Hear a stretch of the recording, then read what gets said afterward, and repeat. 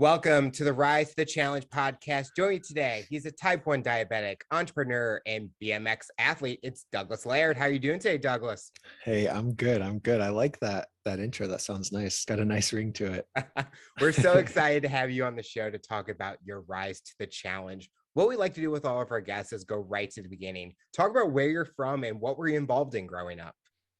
Yeah, let's see. So I'm from a small town in Arizona, and throughout my whole life, it was just traditional sports, play soccer, football, baseball, all that stuff.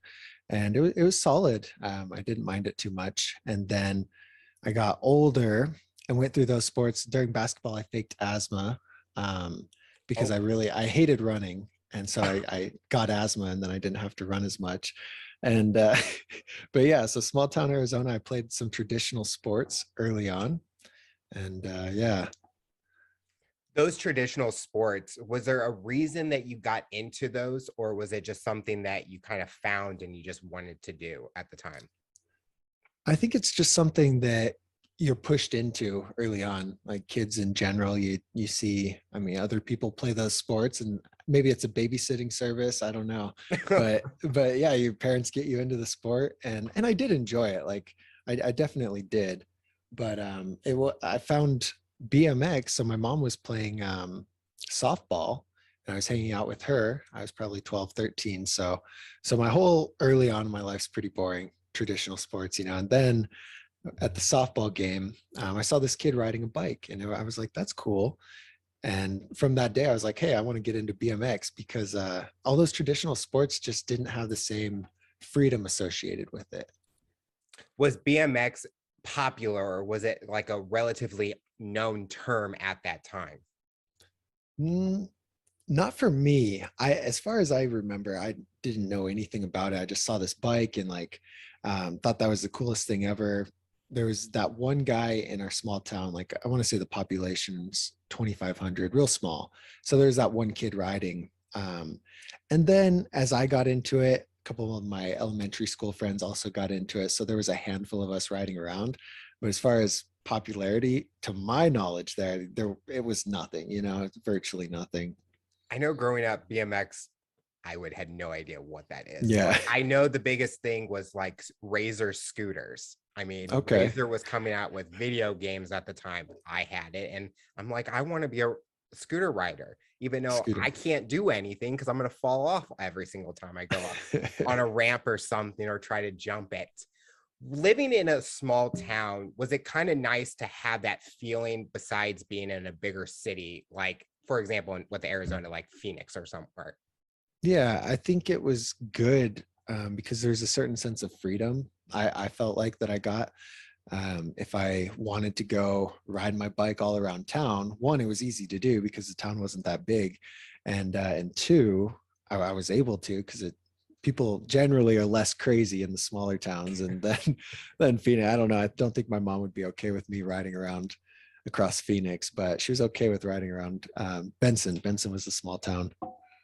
When you were starting out with bike riding, were you trying to do those tricks that people love to do, or was it more just getting comfortable riding the bike so you're not like freaking out your parents being like, oh, I'm gonna go do this quad flip or something? I don't even know if it's a term or the progression aspect, I think, was the biggest thing that inspired me. Like, to circle back to the traditional sports where you could work really hard, right? You could try as hard as you wanted to and like just put in all the effort. But if every single person on your team wasn't matching that energy, your results would kind of just be drugged down by that. And so, having this BMX and like setting those goals for myself, I quickly learned like it's totally what I put into it. So if I put in 110% to learn those tricks, then that's kind of what I got out of it. And so once I got my first taste of progression, it was like, I think I just learned a bunny hop. Hopped up a curb, ran into a flower pot, flipped over. And I was like, that was cool. Like, it wasn't really cool, but it was cool to me. Like I'd struggled for that trick for a couple of weeks, and then I finally got it. And then just having bigger goals like backflip and that I could work towards over the next few years really drove my progression. I think if I would have just stayed stagnant with it, not doing anything, just like anything, if you're not growing at it, it gets kind of boring. You talked about the traditional sports with the team aspect. When you were in those scenarios, were you kind of an individual, or did you get along with other kids, or how did that kind of interaction? Is that maybe why you kind of were drawn to BMX, because it was kind of an individual sport? That's a good question. And I never really thought too much about that. Like later in my life, recently, especially, I've learned that I'm kind of a control freak and things like that. And so like just different conversations I've had, it all circles back to like me wanting to control my own results and throughout life. So that was, thinking back to it, like undoubtedly that was it. It was like I hated that I couldn't have any control over it. And yeah, that was a big reason for it, for sure.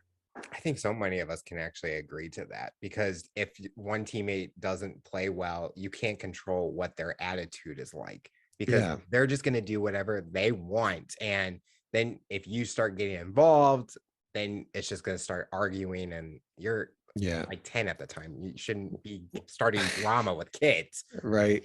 That's like a class project. You get the project and there's always one or two kids that actually work on it, and one or two that don't work on it. And so what happens is the team succeeds, not at the level that they should succeed at, but it also builds like a lot of resentment inside of there. I definitely was able to get along with everyone in there, but I would get frustrated with them. It's like, I don't know, I feel like I'm doing my best and you see this guy just kind of fucking off, and then you're like, okay, well, come on. And so frustrating, but doing that on my own, it was good because you don't have to worry about that, which I don't know, I think it's kind of a problem later on in life. Like once you figure things out, like the right approach to it would have been trying to lead and inspire the team, right? To be motivated to push for those results. But as a kid, it's just like, screw these guys, I'm gonna go do my own thing. I always thought, well, I only see them one time a week. It's like, I'll just leave them and I don't have to see them for 6 days until the next game. If you didn't find BMX, do you think any of those sports you would have continued doing? I know it's crazy to think now, looking back at that, would you have done one of those sports continually? I'm not sure. That's hard to say, because so the high school I went to, we didn't have any traditional sports. So I was fortunate that I had BMX kind of as my distraction, to do everything. But if I didn't have that, I don't know, maybe I'd like just do drugs and party or something. I think that's the high school experience if you don't really have a passion, in my opinion. But I don't know. None of them, I think few people find something that really stands out to them. Like I went to a summer camp 2018 and worked there for free, right? Worked there completely for free all summer. And what I got in exchange was to stay at this summer camp with all kinds of skate parks. And so like, I think there's very few things that people come across in their life where they have that passion for it, where they're willing to do it at a loss for themselves. And none of the traditional sports were like that for me. Like I wouldn't do that for baseball or football or anything like that. And the people who would, I think, are the very successful football players, though, but it just wasn't my thing. Growing up, did you have anyone that motivated you or inspired you? In the sports aspect, or just in general? I mean, maybe in the sports area, maybe, or just in general. Well, I'd say my that kid that got me into it, he's probably 10 years older than me. And so I would always, when I started, I was just an annoying little kid, right? He wouldn't give me the time of day. But as I progressed and stuff, like we'd occasionally ride together, and it was always good to be around that, like surrounding yourself with people who are a level above you. And he definitely inspired me. I think my mom not necessarily inspired me, but they did a lot just to get me on that track. Like they bought me my first bike when I was 13, take me to different skate parks. And so without that kind of support, I wouldn't have had the passion for it either, because they got me around like we go to Tucson and I could be around different people who ride in Tucson and just meet those inspirations. But I don't think early on, it's weird to think now, like with Instagram, it's so easy for a teenager to have those idols, but I don't think I really did. It was just like, I'm just going to go ride my bike today and see what happens. That's so true. I think growing up, unless you watched it on TV or Yeah. something, those are probably, but with social media, you can find someone instantly and Yeah. I guess connect with them or network, and then they're your idol already. And Yep. so I think it's definitely a difference at times where the kids nowadays, well, they can just go on Instagram or Facebook and they can find someone. During our times, it's you had to watch them or have heard of them in a Yeah. Stumble across it on TV or a magazine, I guess. It's a lot harder. Would you say, I know that during certain times that BMX riding had a stereotype of the image that that person looked like or what their atmosphere was like. Was that something that you've seen, or was it just a group of people that just enjoyed it, but it was all different kind of experiences, backgrounds in the mix of people? So the stereotype, right? Generally like druggy, punky type, right? Like Yes. skater, that kind of thing. Yeah. So that's for me where I was at. I'd say out of everyone, so elementary years, it was like my group of friends that we would ride together we were all solid. And then probably the other half, the other three or four were kind of just like, they weren't super bad. I don't know. One was pretty sketchy, but they weren't super bad. But they were that stereotype. And I think, I don't know what it is, but it seems like the different parks I end up with where there's more of like a serious presence, like people who are serious about it more so than just to kind of get out of the house and go hang out at the skate park. You don't have that as much. My first real experience with it, so the small town didn't have much, and then ended up moving to New Mexico to go to high school, and we had a decent sized park, and I made a lot of friends who were about 10 years older than me, and they kind of took me in, and we'd go on road trips and things like that. But one time we were at the skate park, and I think this guy was asking people for pills or something. I just Oh, like a skater guy, there's a bunch of kids. He's just walking around. He's like asking for pills and stuff. And one of my friends, Chase, is like, bro, get out of here. Like, this is a skate park, And so like I was fortunate to be around a really good influence like that. And but generally I'd say maybe 50-50. Recently it's been less since I'd say Olympics and just BMX is becoming more mainstream over the last few years. It's parents are buying bikes for their kids, not to get babysat, but more to like experience the sport with them. So there's a lot more of a parent presence around the park and things like that. And I think that's kind of changed things. But early on, it was about 50-50, I'd say. so you mentioned you were in high school and you were Mhm. traveling with these people that were 10 years older. Was that kind of like, was that common to with in that kind of industry that it was always a big age gap? I mean, it's almost like even in a business, you could be like I'm friends with people that are double my age. So Yeah. it's like it's common then, but was that kind of, were you getting along with them besides BMX? Like, could you guys find like common things that you guys enjoyed? Not really. I'd never do much else. Like I'd go to the park. My grandma would take me to the skate park, or the friends would go on the road trips, like I said. But aside from that, we really didn't do much. And I probably was the age gap. Like one time we took a trip to Vegas, and I think I was 17. We had a good friend there he's like really talented on a bike. So we went up there and just spent the weekend riding.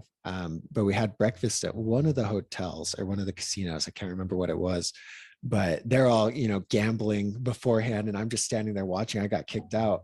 I'm like, oh, this sucks. And so like, there's a lot of things that I couldn't do with them.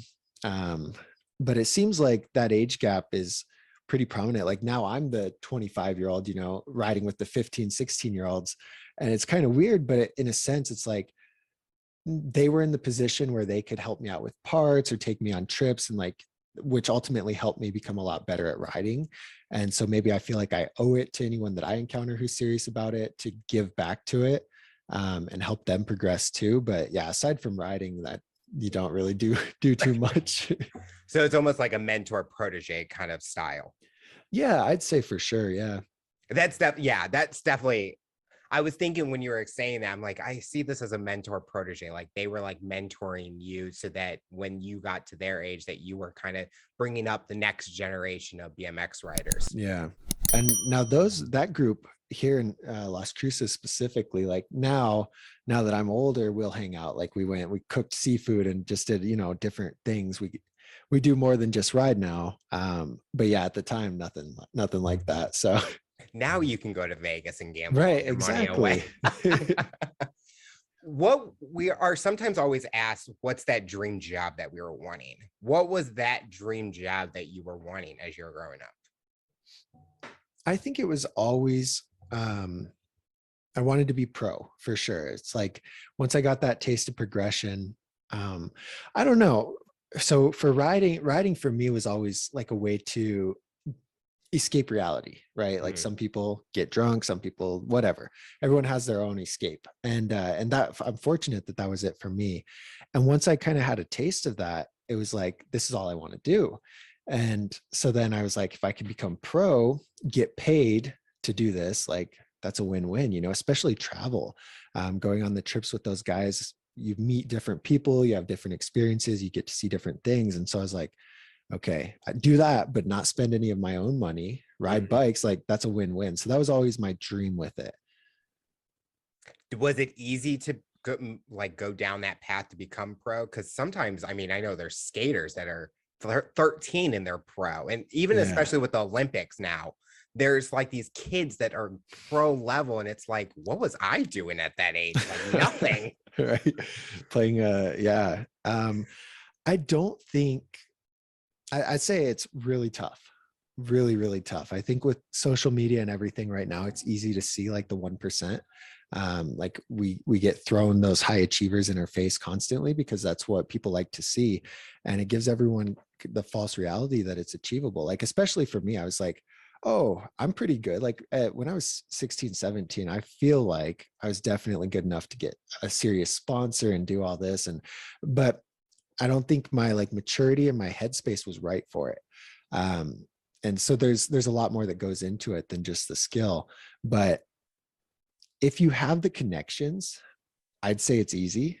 Just like anything, if you know the right people who can kind of push you along, and not just for progression, but push you into those spots where, I see kids in California that are riding around the pro team constantly. So then it's like, oh, we know this guy, we like this guy. It's easier to hook them up and help them go through it. I think you have a limited window there between when you start riding to the time you turn 17, 18, if you're able to juggle high school on top of that. And by the time you're 18, what usually happens, everyone chases that dream until then, and then you get a girlfriend, you get a car, you get a real job, and it all goes away. And so if you're not really able to hit it by that point, that dream's like really, really hard to achieve. And so depending on when you start, what kind of training facilities you have, it makes it tough because it's a tough timeline for sure.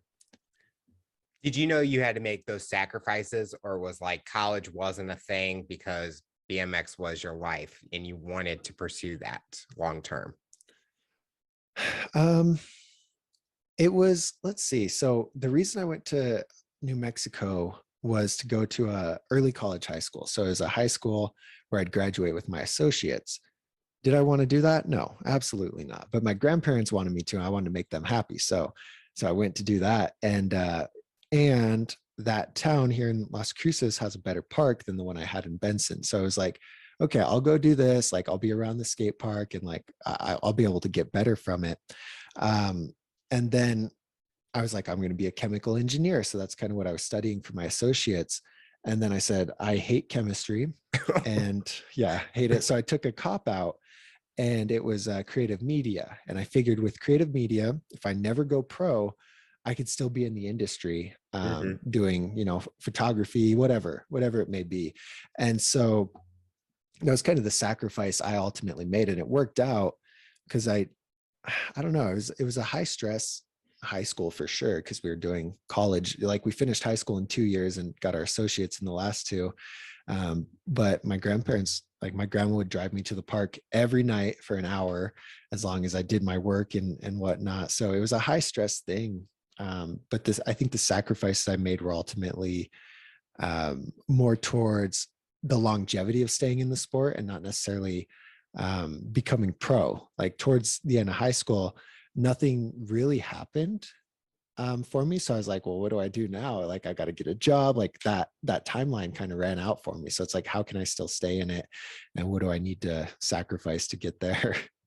I like that your story, you talked about pivoting in a different direction, but it still was able to incorporate your love for bike BMX. And I think Yeah. a lot of kids in college should take that kind of situation or scenario and do the same thing. If you enjoy something, but you're not liking what you're doing in school, try something in a different direction that you can still enjoy both. And I think people can find their passion go even higher because they're able to do that. And obviously seeing like your content creation that you're doing with YouTube, it definitely shows now that creative media is kind of the right way that you went with it. Yeah, I think it was a good move for sure. It was never, I always felt kind of uncomfortable on camera and stuff like that. I think as everyone does, but it was like, well, I know how to create content, so let's just start putting stuff out there and see how it goes.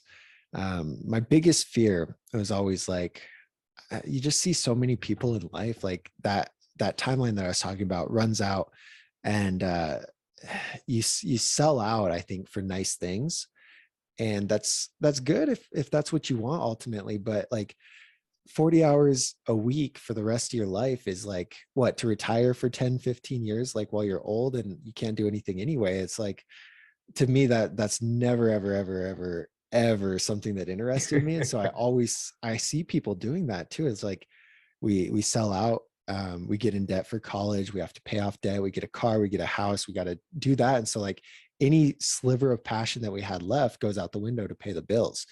And like, man, what a miserable life. I don't know if anyone's listening, like that's you, like find your passion again. But it's yeah, I just could never do that. So going the creative route has helped me stick with it. And yeah.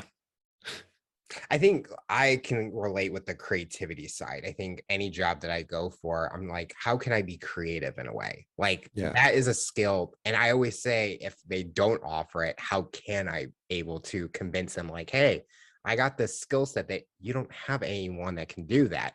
So let me showcase what I'm able to do. And that's kind of how this kind of show came about. Is this gave me a creative outlet to Yeah. showcase my skills that maybe a job or an employer wasn't able to let me showcase in a way. Did injuries ever happen? I mean, knowing me, if I tried what you were doing, I would probably be with broken bones, knowing me, knowing my luck. But was injuries ever anything that you had happen to you? Very few. Um, yeah, I think, let's see, the first one was probably I broke my hand. Ooh. And was I 15, 16? We went on a road trip from New Mexico all the way over to Maryland, but we wanted to stop. Joplin, Missouri was my stop because there's a really cool indoor skate park that I wanted to go to. And we got all the way to Tulsa, I think like 2 stops before Joplin, and I went off a box sideways and broke my hand. And that ruined that trip. I cut my head open and got some stitches, and but that's the only bone I've broke. I've had a couple where like I broke some teeth and cut my face, rolled ankles. I think I have, I don't know, I think I have 2 broken ribs that just kind of healed like that. But here's the thing. I'm talking about that struggle, right? Like chase the passion, don't. And it's like doctors are very expensive. So it's hard to do that with injuries and then like not having like a real job and stuff like that. But yeah, so only the broken hand really. Have you ever had an injury where you didn't want to go to the doctor because you kind of know what the outcome was probably going to be? Like you talked about medical expenses can be Right. expensive in following a career which wasn't making money that much, Yeah. where you didn't want to have to pay for it. Did you ever hide like an injury? But yeah, probably my ribs for sure. Cause I remember I was like, it was at the summer camp and with the trainer, we're like, well, we could pop it back in. And then she talked to one of her friends and she's like, well, I don't know. She thinks that they could be broken. We don't want to like hurt it more. And I'm like, well, I'm not going to go, they'll just heal anyway. Like, what would they do? And then I did something to my knee that bugs me from time to time. But what I learned is what the doctor would do is put you in a cast, make you wait a few months. And so if you just wait a few months without a cast, you're usually fine. Wow. Just got to keep going with it. So for the listeners that are listening, Douglas and I have a similar challenge that we're going through with type 1 diabetes. So I want to ask you, talk about the diagnosis and what was going on before you got diagnosed, because all of us have different stories how it came about. I'm trying to remember how old I was because I was in high school, and I lived with my grandparents here in Las Cruces, and they were gone for a few months. So I was staying with a friend. And was I a senior? I think I was a junior. I could drive, but like just barely, maybe 17. I'd say 16 or 17. So I was pretty late when I got diagnosed. I guess a lot of people get diagnosed a lot earlier. But anyway, I was going to school and I was so tired. And I was like, on my way to class, I'd just need energy, right? So I'd get a Monster and I'd get some like cookie dough, those movie theater cookie dough things. Those, I don't know why, but that's what I wanted. And so it's like every morning. And now that I look at it, it's like 150 grams of carb or something first thing in the morning. But I was like, oh, sugar gives you energy. So it's like, I just need energy. I'm really tired. And it got to the point, I was diagnosed in October. My birthday was late September. And I was just so tired and I couldn't walk upstairs. And then the one that really got me is my tongue was sore. Like anytime I'd eat, like say a pork chop, something salty, my tongue would burn. And I was like, this is weird. So I Googled it. And then I had like a list here and I'm like, oh, I have that. It's like diabetes. And it's like the list. So I screenshotted it and I circled all of them and sent it to my mom. She's like, no, it's probably just a cold. And I'm like, it's definitely not a cold because it's been going for like a month now. Right. And oh my God, crazy. So that was, at the time, it didn't seem to me like that bad. It definitely sucked. And maybe it's easier just to look back on it. But the worst part, I drove myself to the hospital. None of my family was there. And they're like, well, you're under 18, so we can't like do anything unless you have a adult. And I'm like, well, that's not good. My dad's in Montana. My mom's in, it's like everyone's spread out. So anyway, they called my family. They checked my sugar. It was only 400, I think. And then they admitted me. And since I was 17, they took me to a children's hospital in El Paso. And it's an hour away. So they put me on a stretcher bed and I wasn't allowed to eat anything. My mouth was so dry. Oh. And they put me in this freaking stretcher bed for children. I'm like 6'2", and I'm like cramping, did you get cramps? I don't know. I got crazy cramps. And so I'm tied down in this thing in the ambulance for an hour with crazy cramps. And they checked it later. It was like around 800 or so. They kept me for a few days until I give myself a shot and figured out everything about it. But like, I hate needles. And so then it was like, well, better get over that real quick, So, but yeah, that's kind of what it was. I feel like I was kind of peaking at my riding when that happened too. I was getting pretty good on the bike and everything like that. And then just, it's like in a day, everything changes, it's like nothing's the same. So that was interesting. It was definitely a challenge to say the least.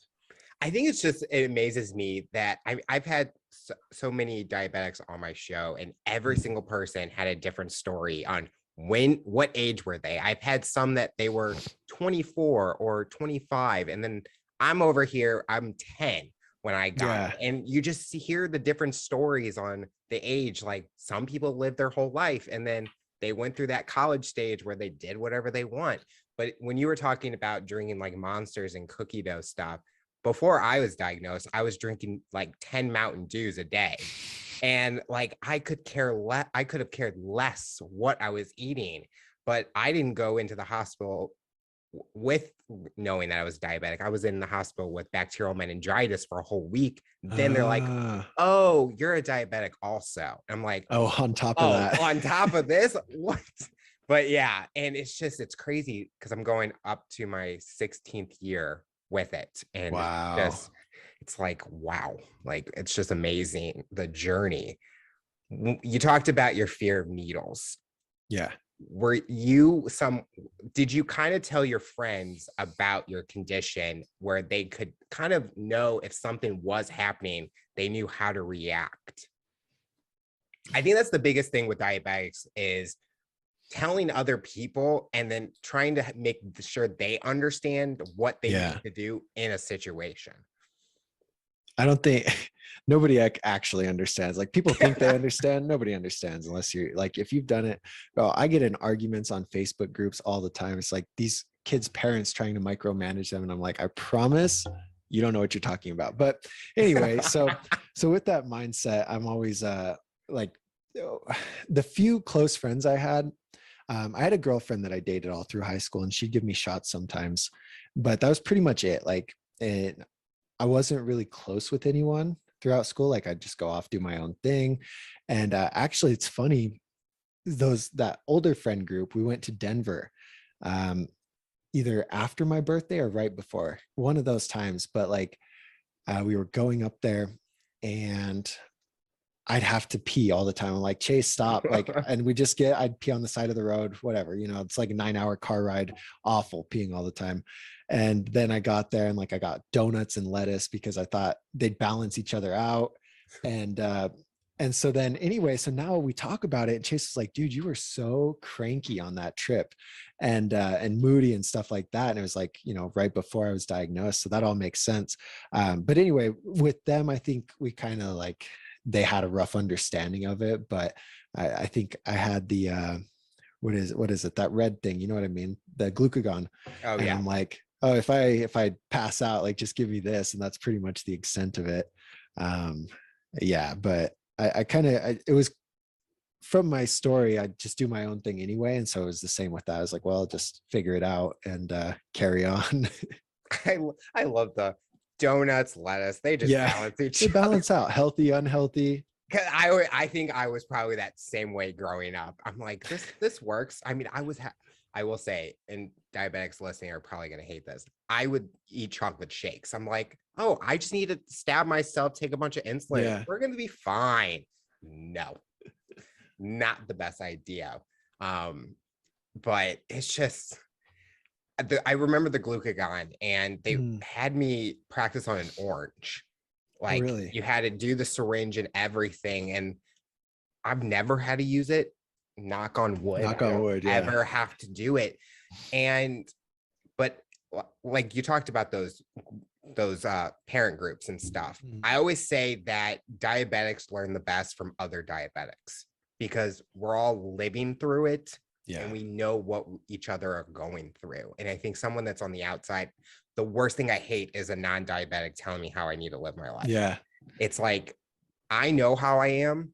I appreciate the advice, but don't expect me to listen to it. Right.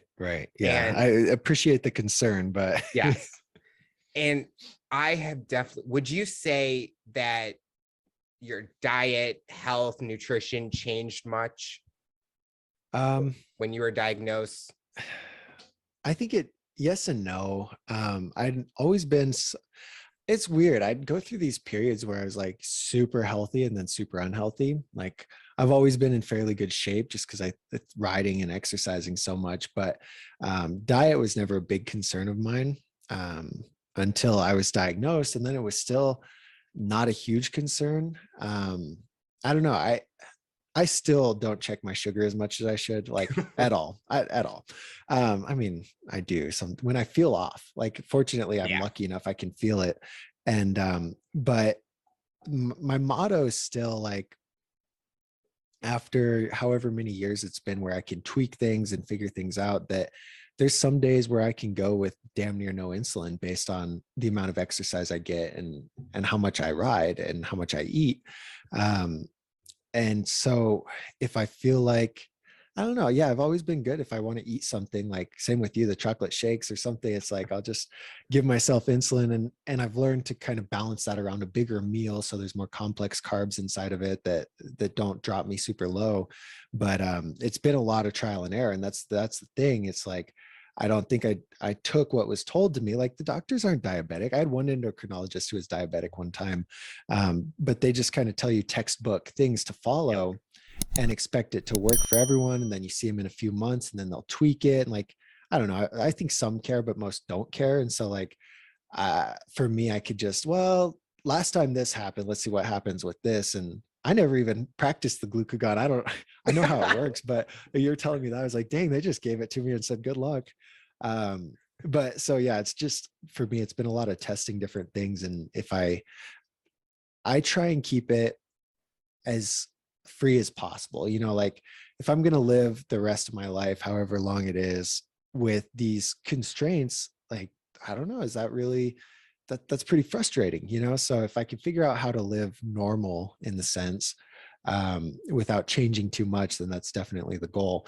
There's a lot of things that I cut back on, like, I started drinking diet soda instead of regular sugar-free syrup, like things that are really hardcore. I'll cut back, but maybe make some sacrifices here and there so I can enjoy things too. But I don't eat the chocolate shakes now. I'm definitely good. not there anymore. I think it was just, I agree. I think it's the age where when you're younger, you're kind of like, I don't care. And Yeah. whatever happens. But I think as we get older, it's kind of like, I didn't feel confident in what I looked like. So I was overweight, things like that. And this past year, I had a high A1C, and a lot of people listening are not going to know what that means, but you and I probably know what that means. So I had a high, and I'm like, I have to change. So I started dieting, fitness, all that, and I have improved so much. And it's kind of like proud, but I always think, is that sacrifice worth it? Like, am I cutting out things and not still being myself? And I look at, I'm like, I'm still Alex. Like my friends don't even know I'm doing this, but they can see that I'm still the same person. When you're biking, I know things, anytime I'm doing a sport, fitness, low blood sugar is a killer, and that takes you out. Do you ever worry about having low blood sugar biking and you're away from like glucose tablets or something, and something bad could happen? Oh yeah. Oh yeah. And I think that's the thing where earlier I was like, your life changes in a day, and it's not the sense that you're diabetic, but it's the sense that you've got 6,000 more responsibilities than you've ever had before. And as a teenager, that's just like, dude, that's a lot of stress to think about. It's like, if I'm, say, in my car driving for an hour to El Paso, like, do I have X, Y, and Z in case this happens? Like, I don't know. I could talk for days about crazy, annoying stories hurdles I've had to jump through. Like my license got suspended because a doctor didn't renew my thing, and like all this stuff. And it's like, bro, it's so much harder than it should be. Like I'm still fighting with the pharmacy the last 2 days going on because I need Tresiba. I'm like, I'm out of it. And they're like, well, we need a prior auth from the doctor because it's a new insurance. And I'm like, yeah, but I'm out of it. Like, shouldn't I just, I need it. And they're like, yeah, it could take a week. And I'm like, okay, cool. But just things like that, you've got a lot of extra stress on top of it. So the low blood sugar thing was always tough. And it still is, because I'll go and get there to the skate park, start to ride. And then it's like, oh, cool, I'm shaky. Get in my car, go to the gas station, and it just kills everything. Like the amount of time, I think, like a normal person doesn't necessarily have to worry about that. And so I think maybe it's just if you're going low too often, but your time to actually live and be present is cut out by a lot of little responsibilities that you've got to jump through. And with riding, one time I was like real shaky. I go in my car and check it. It's like 37, and I'm all, oh, that's crazy. And it's hard.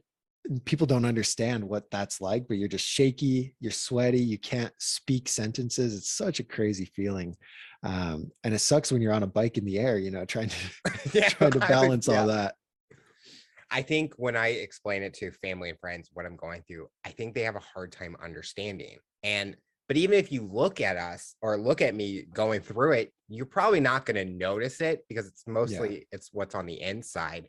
But my favorite, I will randomly FaceTime people. I don't remember I'm FaceTiming them. And they're like, Really? do you remember FaceTiming me this morning? And I'm like, what do you mean? I was asleep. No, you were up wide awake talking about something. And that scares me sometimes because what's that other person on the other side thinking?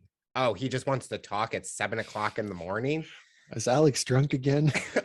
Oh, sometimes my I had an employer, they thought I was on drugs because of what I was going through. And I'm like, I don't do any of that stuff. I barely drink.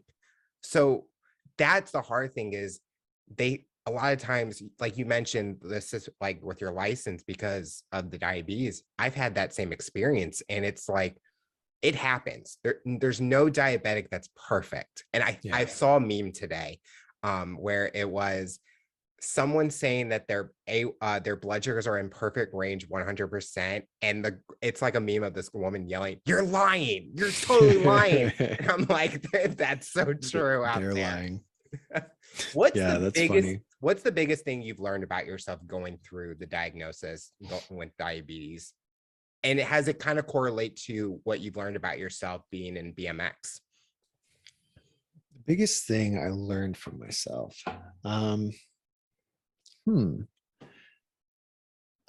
Maybe resilience is a good word for it. I don't know, because like I said, changes in a day, and then life's not fair. Maybe that's the one. Life's not fair. Because you think it's like I think about it all the time. I'm like, well, why did this happen? Like that's why, why. And especially as a teenager, you're not like able to hang out with your friends like normal or whatever. And so it's like, life's not fair. And you kind of pout on it for however long it takes you to get over it.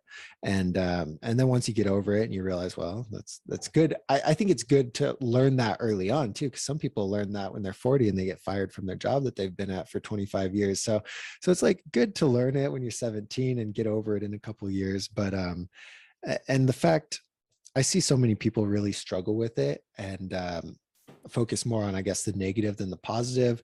And so for me, I was able to be resilient with it, figure out what works for me, what doesn't work for me, and keep going, and then keep the mindset that life's not fair. And it's been good. I think it's helped me, especially with the riding. It's humbled me a lot since then. And I think that helped me build what I'm working on and everything like that. I definitely don't, I hated it at first, but now it's like, I feel like I'm going to die earlier than most people. So that gives me a huge incentive to live as much as I can, before I do die. Now, if I live till 80, I'll be like, great, I've lived way longer than I expected. But I don't know, it gives me a short timeline to really enjoy the life. And that's kind of dramatic, but because most diabetics live fairly, we live fine, but you never know, life's short. So no, and I agree. I think it kind of made me think about, go do everything you want to do. Don't look back at time and say, I wish I did this, or I regret not doing this. So exactly, bucket list, like start putting things down, and eventually I'm going to accomplish them once I'm able to go out there and go do all that stuff. So talk about your entrepreneurial journey right now. Talk about you have a website, content creation, BMX it's all surrounding BMX, but talk about how those things were created. I don't know why. I feel like I need to give backstory. Maybe not, but I will. So I ended up living in Montana for a while. And I worked at a job. I was like, I just need a job so I could ride, whatever. And then throughout there, it's like I had a boss that really invested in me. And so like I learned different aspects of the business and moved up to like where I was like running it in a few years. And I was like, this is fun. And so then I don't know, I got a bug for it. We went to he sent me to a management training thing. And so then I went back from this training thing. We're supposed to have a business plan for like our thing that we're running, as a tire shop.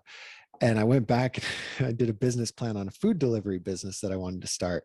And so I did that, and there's a small town in Montana, and did my own thing there. And so in that period, I was like, I started the little food delivery thing. I tried to do Amazon FBA. I tried to do a different blog, the blog that I have right now, another blog, and like, I don't know, a million different things. I was just like, I wanted to create so many different things and go for it. And so that kind of planted the bug in me. And then I learned to just pick something that aligns with the passion and go for it and work on it. And so what I've got right now is Dougsterbob, which is the email address my mom gave me when I was like really young. She's like, what do you want it to be? And I'm like, I don't know. She's like, okay, it's Dougsterbob. And I hated it, right? It's embarrassing, but the domain was available and I was like, okay, that's my brand. And so that was kind of born in Montana. And the idea was to follow me on my journey when I wanted to start competing more.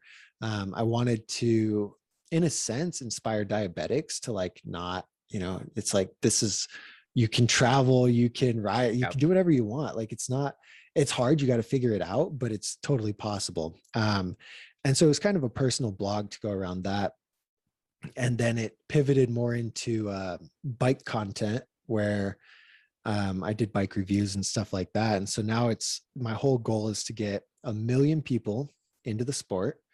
And I do that by giving them pretty much everything they need to know about bikes. And the humble thing, circle back to that, where I said like the diabetes thing really humbled me. It's like, I quickly learned, for the most part, people don't really care about what I'm doing. Like, and you'd expect them to. It's like, if I put out a video, Douglas Laird BMX tricks, nobody's searching for that. Nobody really cares until you're at that level. And so I was like, okay, well, read a lot of books, did a bunch of things. And it's like, well, I'm going to pivot my content to be selfless. And so it's like, people are searching for things that help them. And when I switched the brand in that direction, like it's been so much more fulfilling. It's been so much more successful. Like it was a crazy shift to do. And so it's kind of, what is it now? Been, I don't know, maybe 2 years of really going at it. The growth over the last couple of years has been good as I learn more and build, get comfortable on camera, editing, all that good stuff. And so that's kind of the entrepreneurial journey. The whole goal, get 1 million people into it. And then by that, I'm going to have the passive income so I can travel and ride my bike without being sponsored. And I don't owe anybody anything. I get into it sometimes with people. I make a video where I'm straight up about a product and it's like, oh, you can't do that. It's like, well, I can. You're not paying me to do this. So I can. And that's that thing where I just want to do my own thing. Like with BMX, I just want to do my own thing. And so with this, I never thought of that aspect of being a sponsored rider where you have to, I don't know, sell out and be fake in a sense to have that support. Like they're dangling it over you. And so for me, I'm like, okay, I'm going to grow this. I'm going to be my own, like whatever, it's going to provide it for me. And so that's been the mission. It's a lot of fun. I love it because it's different every day. What's that number that you're at right now? How many people have you gotten into BMX? Are you getting closer to that 1 million? Yeah, I'd say, I mean, the way I judge it is by people who get like a free recommendation from me. So it's essentially my email list. And I think it's only 3,500 or something like that. So 1 million is a lofty goal, but I love it. But it's weird because I was like in Phoenix this last week and I go to the park and then there's this kid or this guy and he just like points at me and I'm like, whoa. He's like, I watch you on YouTube. And I'm like, whoa, that's crazy. Like to be recognized outside of something. It was just, and it happened a couple of times. I'm like, this is surreal. So I know people are watching it and getting into it. And it's so much more fulfilling that coach mentor thing we touched on for a minute. It's like, if I put all my effort into becoming a good bike rider and that would get me so far, but what if I could help 1,000 people, right, achieve what I achieved or something like that? Like, that's just so much more meaningful. And for the sport in the economy sense of it, that's a lot more meaningful for the sport that I care about so much. So yeah, 3,500 will be at maybe 15,000 next year. I don't know. Well, and I think BMX is definitely getting a lot of exposure now, especially with like the X Games, the Olympics. I think people are now finding more about it. And there's these personalities that are really showcasing it. So you have like a big market that hasn't been touched and that number can go from 3,500 to even higher in a short amount of time. It all depends on how much exposure we can get out there and people finding out about it. Are you only on YouTube? Like, do you not post anywhere else or things like that besides the Yeah. websites? Yeah. So I have the website, the YouTube, and at a time I was getting really like I started TikToking in like, I want to say mid 20. Oh, Siri thinks I'm talking to her. In like 2019 or so, whenever I was in England, I really started hitting it hard, and I got like 30 some thousand pretty quickly. And but what I started, I don't know, maybe I made a bad move. I don't know, but the last few months I deleted TikTok, deactivated Instagram, and what else was it? Pretty much any other social that wasn't necessarily YouTube and the website. I cut it out. I started a different YouTube with a friend to help people progress on the bike after, so they get this bike from me, you know, and then they progress. And I would get so distracted watching TikToks or Instagram reels, and like you watch so many ads too, and we're trained to just kind of gloss over it, but you think about it, and I've kind of shifted my mindset. It's like, okay, I have say 1.3 million likes on TikTok. I've got 0 cents from them, because all those happened before Creator Fund. Creator Fund sucks, but it's like YouTube's paying me, right? People are clicking through, making affiliate stuff like that, and for me to waste any of my time on any of these other platforms, it's like, do you know Pareto's principle, the 80-20 rule? So it's like 80% of results are because of 20% of actions and things like that. Like 20% of people commit 80% of the crimes. It's a universal thing, and it's really scarily accurate. But anyway, it's like 80% of my results and stuff come from those 20%, which is just YouTube and my website. So I cut back on that to really focus on the content I want to do and figure out how to automate everything else. And I'm going to start it. It's supposed to be this month, maybe mid-February. I'll have it set up so I can just automate all the posts and not touch it so I don't get distracted. But yeah, long answer. Yeah, YouTube and website. So the automated would be like those other accounts that you deactivated, or just YouTube and TikTok? Yeah, no, bring the other ones back, and have everything scheduled out online so I don't use the app, you know, things like that. But yeah, because I feel like there's a certain like reach. I can get the reach from people, but it doesn't correlate directly to income. So well, maybe you need to start doing TikTok dances on TikTok with your bike in the photo, and people would be like, oh, now I know what he's trying to do. Right. Looking at your journey with BMX, are you surprised at what the outcome has been, or do you feel that you talked about earlier that you wanted to be a pro and kind of go into that, do those tournaments and things like that? Are you happy at where you are because you're still making a difference in the community? Yeah. I mean, you're still young, so I mean, you could still go win those tournaments, gold medals, and all that. So I know I'd have to start. I've thought about it. Like I took a trip to England for a few months, and that was my goal, was just to compete and really go hard at it. And it was a good experience. But I also realized I wasn't as good as I thought I was, or maybe I just get too nervous too. That was another thing. But anyway, yeah, no, I'm very content right now, but I also have really lofty goals. So it's like, I look at it and I'm like, cool, I'm very happy where I'm at, but I'm not where I ultimately want to be. So it's, will I ever get there? Probably not. Aim high, miss high, but whatever.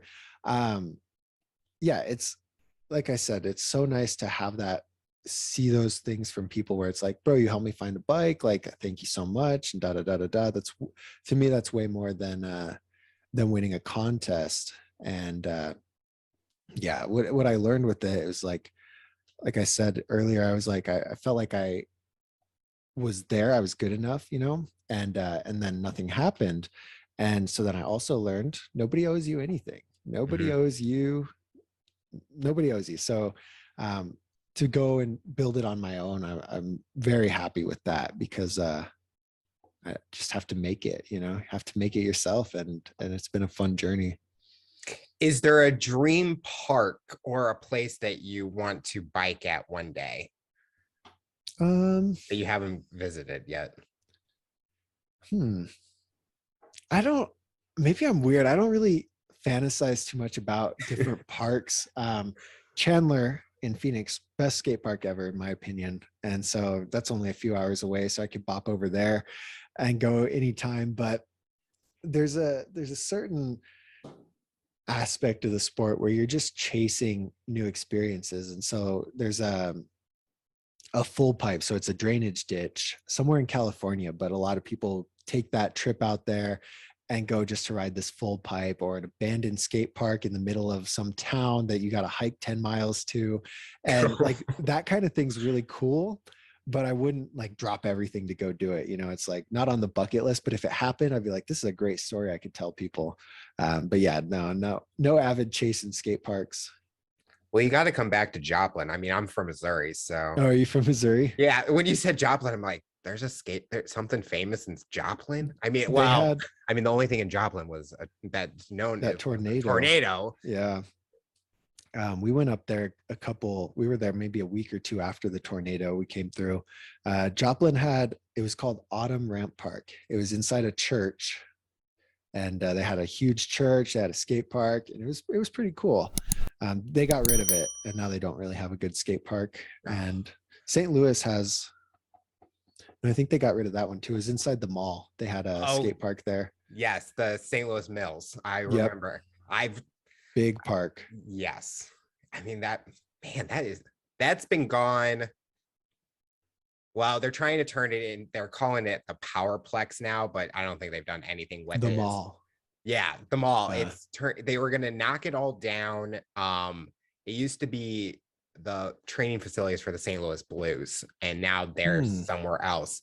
But they were gonna knock it all down or build inside of it like a bunch of like sports facilities and stuff. So it could have came back, but I think COVID happened, and we're not doing anything right now. Put a stop to that. But Google Maps says it's called the Powerplex. So. Looking at the future, what are you hoping to accomplish personally and professionally in the next couple years? You kind of touched on the professionally, but is there anything personally that you want to accomplish, or any like dream goals? I mean, I think ultimately I just want to be able to, if I felt like, say, going to Phoenix right now and staying there for a month, that I could do that. Like if have everything self-sustainingly remote, and then it's like go to travel and ride different skate parks without the stress of anything, you know, just that would be amazing, because then I could just go check out this park, chill here for a while. And that's the ultimate goal. Personally, I think just being surrounded by that, where it's something you're free and you're passionate about it, it's like life is a lot happier. And that's should be what everyone chases, is just where they feel satisfied with their life at the current point. And so that's where I'm at. I feel like my life will be satisfied if I have enough passive income coming so that I can just bop to any skate park and stay there for a while. You're in Arizona, is that correct? New Mexico. New Mexico. Do you feel that you're going to be in New Mexico forever, or do you ever feel like you feel like you're going to live somewhere else eventually?